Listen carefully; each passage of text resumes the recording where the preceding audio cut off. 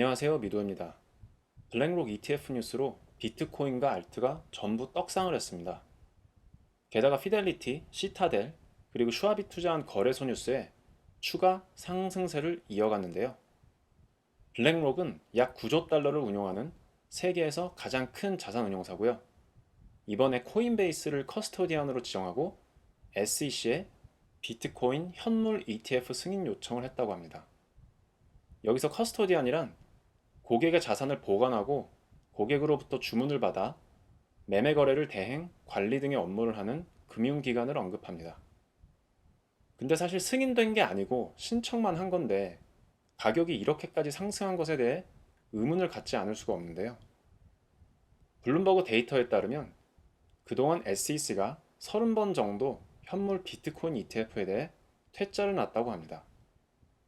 물론 블랙록의 브랜드 파워와 시장에 미치는 영향력이 상당하다는 건 누구나 인정하지만 블랙록이 바보가 아닌 이상 전에 30번이나 퇴짜를 맞은 상품을 또 실패할 걸 알고 신청을 하진 않았을 것이라는 게 시장의 추측이고요.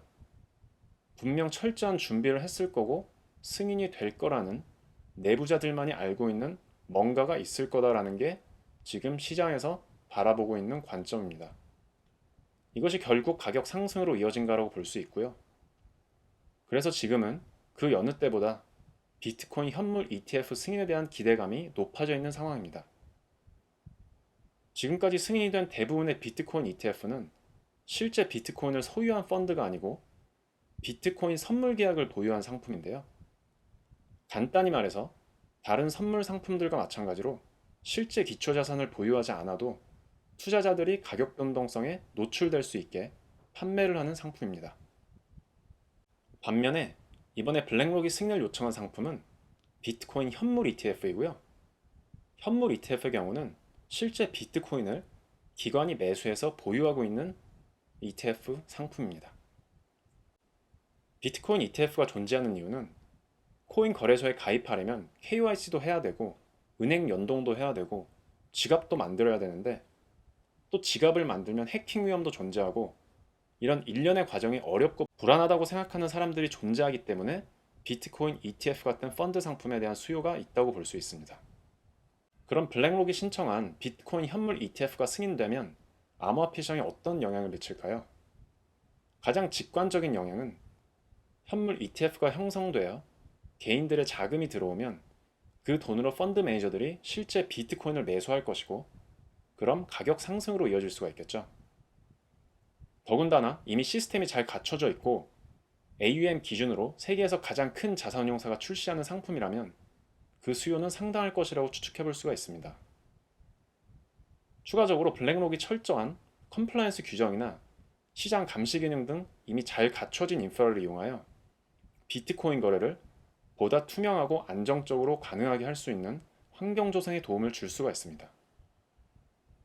결과적으로 블랙록 ETF나 피델리티가 투자한 EDX 거래소 관련 뉴스는 주식이나 채권 같은 전통 자산에 투자하는 투자자들이 기대하는 투명성, 공정성, 안정성과 동일하거나 비슷한 레벨의 표준화를 암호화폐 산업에도 적용하겠다는 움직임으로 이해할 수가 있는데요. 보다 명확한 규제와 그 규제에 발맞춘 기관들이 암호화폐 관련 상품이나 인프라를 구축해 나간다면 다시 한번 암호화폐 시장에 불을 지필 수 있을 거라 기대하고 있습니다. 그럼 차트를 한번 보시면 제가 지난 영상에서 예상했던 방향이 대략 이렇게 움직일 거로 예상을 했는데 블랙록 ETF 뉴스가 뜨고 일주일 동안 거의 25%를 상승을 했습니다. 비트의 가격 변동에 가장 크게 반응하는 알트 중 하나인 STX의 경우는 80%가 넘게 올라갔다가 지금 조정이 오고 있는 상황입니다. 뉴스 타이밍도 기가 막힌 게 오랫동안 형성된 강한 트렌드 라인을 뚫고 내려가기 바로 직전에 뉴스가 떠서 그때부터 가격이 정말 미친 듯이 올랐는데요.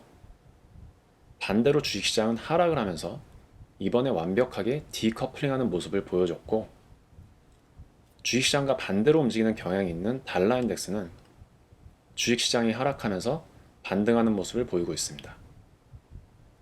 이제 월봉이 닫히기까지 일주일 정도 남았는데 월봉이 어디서 닫히느냐에 따라 7월 달에 어느 정도 상승할지 가늠해 볼 수 있기 때문에 중요하게 관찰할 필요가 있습니다.